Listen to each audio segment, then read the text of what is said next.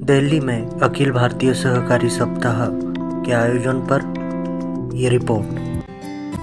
दिनांक 16 नवंबर 2023 को देश की 5 ट्रिलियन डॉलर की अर्थव्यवस्था बनाने में सहकारी समितियों की भूमिका एवं सतत विकास लक्ष्य विषयांतर्गत NCUI द्वारा नई दिल्ली में 70वें अखिल भारतीय सहकारी सप्ताह समारोह आयोजित हुआ।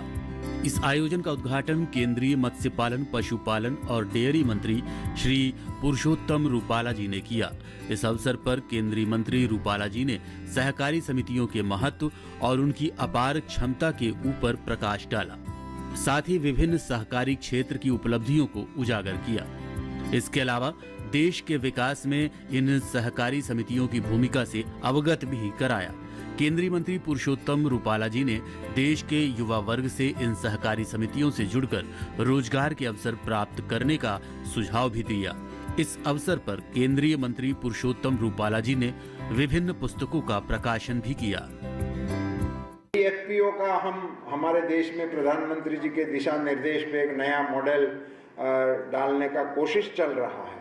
हमें इस क्षेत्र को बड़ी घनिष्ठता से मॉनिटरिंग करते हुए किसी क्षेत्र विशेष को, जैसे आज दूध में अपने कोऑपरेटिव का रुतबा है, आज Amul the taste of India करके अपना रुतबा बना रहा है, 60,000 करोड़ का उनका कारोबार हो गया है। किसी भी कॉरपोरेट को वो कॉम्पीट कर सकता है, ये बन गया है। तो और क्षेत्र में भी हमें, जैसे फर्टिलाइजर में आपने इफको को बना दिया है, और भी किसी और एक दो चीज में हमें ऐसे कोऑपरेटिव को लक्ष्य रखना चाहिए कि 100% कोऑपरेटिव से ही होगा। कोऑपरेटिव का कोई मुकाबला ही नहीं कर सकता। इस प्रकार की क्षमता इसमें है, इसको आगे बढ़ाना चाहिए। मैं दिलीप भाई को बधाई देना चाहता हूं कि उन्होंने युवाओं को भी अपने इस पांख में शामिल करने का कोशिश किया। युवा को लगना चाहिए कि ये कोऑपरेटिव मूवमेंट है वो बुजुर्गों के लिए नहीं है, ये बूढ़ों को टाइम पास करने का काम नहीं है, ये एक आर्थिक गतिविधि है जिसके जरिए हम ग्रामीण अर्थतंत्र को संबल दे सकते हैं। इस प्रकार की इस गतिविधि को मान्यता देते हुए हमारे प्रधानमंत्री जी ने इसका स्वतंत्र मंत्रालय बनाया। अवस्थी जी ने ठीक ही बताया कि उस पर उन्होंने, जैसे अमित भाई को पसंद करने में कुछ वजह होगी, इससे पता लगता है कि इसकी प्रायोरिटी क्या है।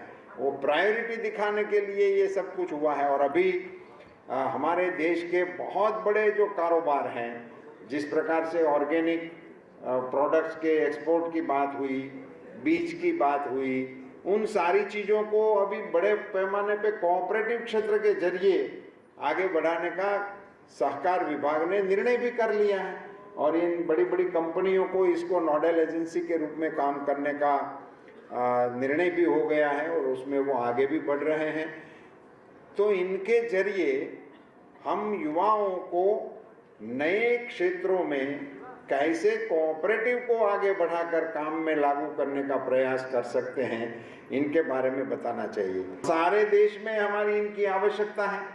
तो इतने बड़े विशाल भारत की चीज़ों को एक जगह से दूसरी जगह पर और प्रोड्यूसर से लेकर उपभोक्ता के बीच में कड़ी बनने का एक विश्वास पात्र साधन कोऑपरेटिव बन सकता है। अगर इस दिशा में कोई विचार किया जाए तो मैं मानता हूँ रोजगार की भी एक बहुत नई श्रृंखला खड़ी हो सकती है और इसी के जरिए लोगों को अच्छी चीज़ों को सही दाम पर पहुँचाने का काम भी होगा और सही चीज का सही दाम गांव में बैठे प्रोड्यूसर को भी देने का हम काम कर सकते हैं। ये दोनों चीजों के बारे में हमें कुछ, ये सहकारी सप्ताह है उसके जरिए करना चाहिए।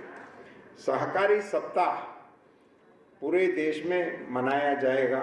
सप्ताह के कार्यक्रम भी अलग अलग तौर तरीके से चलते रहेंगे। उस कार्यक्रम में हमें सहकारी क्षेत्र के अपने जितने अंग उपांग है, जितने क्षेत्र में हमारा काम चल रहा है, ये सप्ताह के दौरान उन सभी में बढ़ोतरी करने का प्रयास करना चाहिए।